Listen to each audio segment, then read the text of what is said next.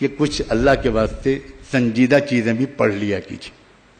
زیادہ تو نہیں کہوں گا جتنا بے تکلفی سے میں نے آج علماء سے کہا تھا، وہ تو اپنی برادری ہے، آپ تو بڑے نازک مزاج لوگ ہیں، اس لیے میں آپ سے کہتا ہوں کہ فضول چیزوں کو پڑھنا اب بند کر دیجئے، ان کی زکوٰۃ بھی آپ پر واجب ہو گئی. اب آپ کچھ کام کے لٹریچر پڑھیے. ہر مہینے اپنے شہر کے کسی اچھے اسٹال میں جا کر فریڈم اسٹرگل کی تاریخ کی کچھ کتابیں پڑھیے. بہت کتابیں ہیں. اروندھتی رائے کی کتابیں پڑھیے، اگروال کی کتابیں پڑھیے. چوٹی کے مصنفین ہیں جنہوں نے ایک لفظ بھی اپنی طرف سے نہیں لکھا ہے. برٹش گورنمنٹ نے 12 والیومز میں وہ پوری میٹنگز کی منٹس چھاپ دی ہیں. جو میٹنگ گاندھی، نہرو، جناح، مولانا آزاد، پٹیل ان سب کے ساتھ جو چلتی تھی، ماؤنٹ بیٹن کی یا ان سے پہلے کے وائسرائے کی، جتنی میٹنگز ہوئی ہیں ہر منٹ کی رودات دن تاریخ کے حوالے کے ساتھ برٹش گورنمنٹ نے چھاپ دی ہے.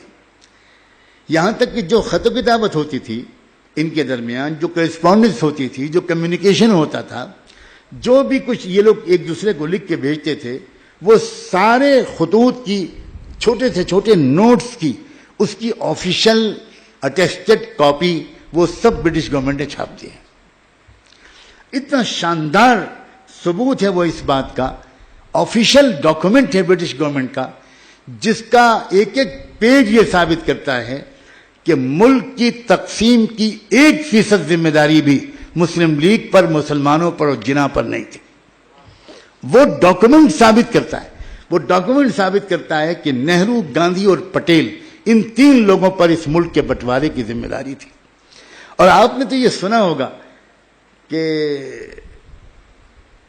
گھر کا بہدی لنکا ڈھائے، وہ جو کہتے ہیں.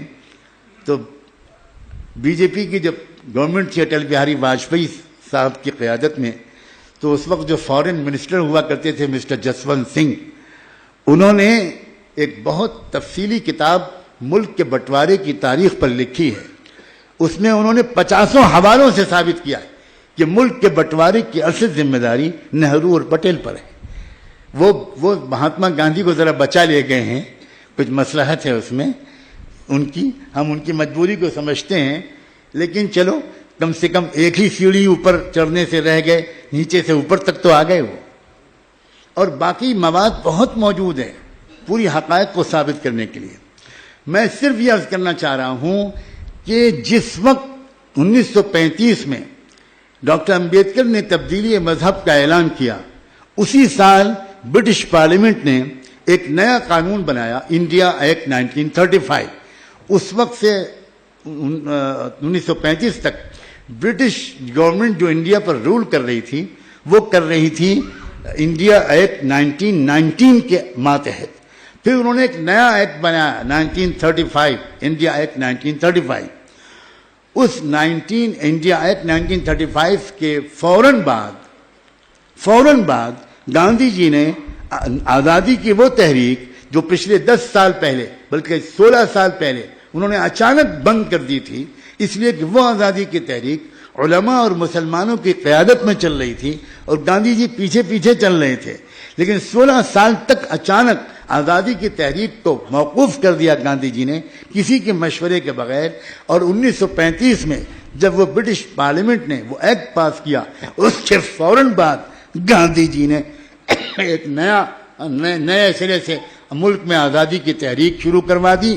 اور اس موقع پر ہندو مسلم فسادات بنگال کے ذریعے سے شروع کروائے گئے، جس کا بنیادی مقصد یہ تھا کہ امبیڈکر نے وہ جو تبدیلی مذہب کا اعلان کیا ہے، جس کے نتیجے میں ایک اندیشہ پیدا ہو گیا تھا، جو اندیشہ بہت عرصے سے چلا آ رہا ہے اور آج نہیں تو کل وہ پورا ہو کر رہے گا، اس اندیشے کے مطابق ملک میں آزادی کی تحریک ایک نئے مقصد کی خاطر، ایک نئے پروگرام کی خاطر شروع کی گئی اور ہندو مسلم فسادات بھیانک طریقے پر شروع کروائے گئے اس پروگرام کے تحت کہ ملک کو آزادی تب ملے جب ملک پہلے بٹ جائے. اس لیے اتنا دلچسپ واقعہ ہے کہ 14 اگست کو پہلے ملک کی تقسیم ہوئی اور 15 اگست کو ملک آزاد ہوا. آپ اتنی چھوٹی سی بات پر غور نہیں کرتے. منطقی ترتیب کیا تھی کیوں بھائی؟ پہلے ملک آزاد ہوتا اور آزاد ملک پھر الگ الگ اس کے دو حصے ہو جاتے، مگر مقصود آزادی تھی ہی نہیں، مقصود تقسیم تھی، مقصود بٹوارا تھا، مقصود مستقل طور پر کمیونل ٹینشن اس ملک میں پیدا کر کے ان کروڑوں مظلوموں کو ہندو بنائے رکھنا تھا۔ اصل مسئلہ یہ تھا۔ مسلمانوں پر جو مظالم اس ملک میں ہو رہے ہیں، خدا کے لیے آپ مسلمان دانشور ہیں، آپ اس بات کو سمجھنے کی کوشش کیجئے کہ اس کا اصل نشانہ مسلمان نہیں ہے۔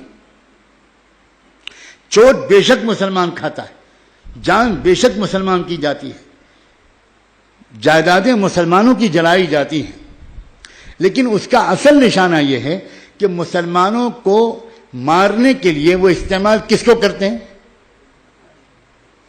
بتائیے، میں آپ سے پوچھتا ہوں۔ انہی لوگوں کو استعمال کرتے ہیں نا۔ تو ان کو جب وہ استعمال کریں گے ہمارے خلاف، تو پہلے ان کے دلوں کو ہماری نفرت سے بھریں گے، اور وہ اس لیے استعمال کرتے ہیں کہ وہ ہندو بنے رہیں۔ تو اصل نشانہ وہ ہیں، میں یہ کہنا چاہ رہا ہوں۔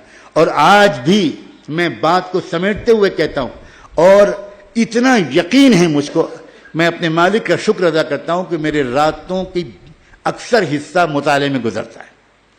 میں بلا مبالغہ کہتا ہوں، میں پچھلے 1 سال سے سنگین بیماریوں میں رہا ہوں، 7 مہینے تو میں بہت ہی سیریس حالت میں رہا، بستر سے اٹھ نہیں سکتا تھا۔ اس حالت میں بھی اللہ کا بہت شکر ہے، میں نے کم از کم 18 سے 20 ہزار صفحے پڑھے۔